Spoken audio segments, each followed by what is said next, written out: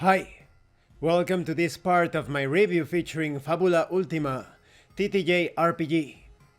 If you haven't seen the other parts of my review featuring this tabletop role-playing game that attempts to bring the Japanese video game RPG experience to your table, please check out the playlist in the description below. This time we are going to talk about inventory points.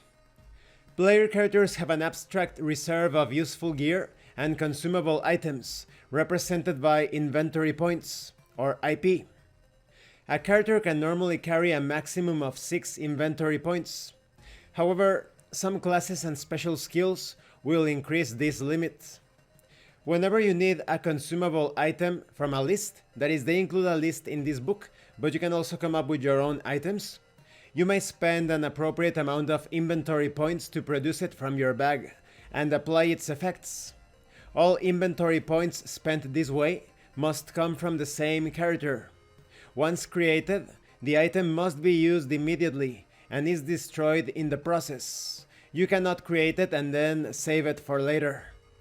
The table in this book lists the default inventory objects available in the game.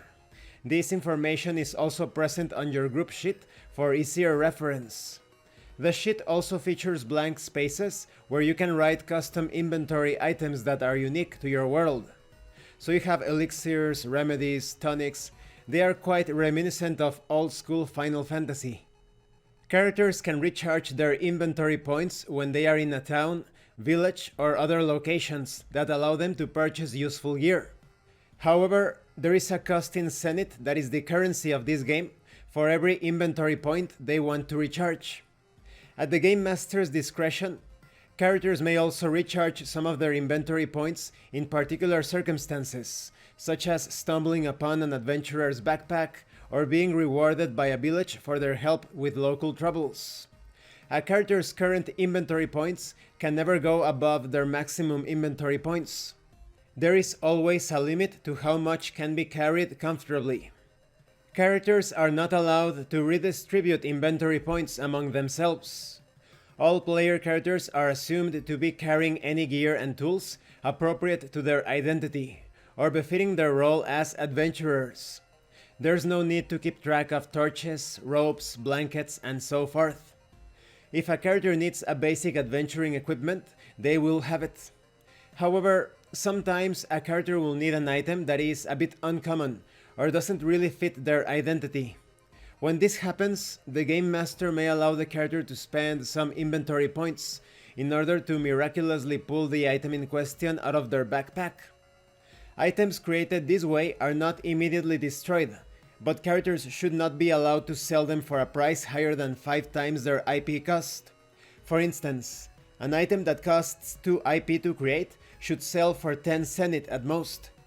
Note that, while tools and similar gear might allow you to perform an otherwise impossible operation, they may never grant any mechanical benefit. And this concludes this part of the review. In the next part, we are going to talk about journeys and travels. When it comes to this inventory points subsystem, I'm a bit torn because part of me likes it, and the other part thinks that it's not as thematic when compared to Japanese video game RPGs, because in those games you usually have a number of potions, a number of Phoenix Downs, etc. Or in some other role-playing games, yes, things can get a bit intensive when it comes to keeping track of your resources, and sometimes that is vital to completing a quest. So in the case of Fabula Ultima, I like it in the aspect of moving things along while minimizing or perhaps even eliminating altogether the activity of bookkeeping concerning items, resources, special objects. But when representing the video game inventory, I think that other role-playing games such as Dungeons & Dragons feel a bit closer to video games when it comes to tracking those items. In general, because it facilitates gameplay and it goes well with the rest of the mechanics in this role-playing game, I'm going to give it a pass. In fact, I'm going to give it a thumbs up. So this is a good subsystem, but for some, they may feel like it strays too far away from the video game JRPG feel. Thank you for watching this part of the review, and thank you for your likes and your comments. If you have any questions or comments, please let me know.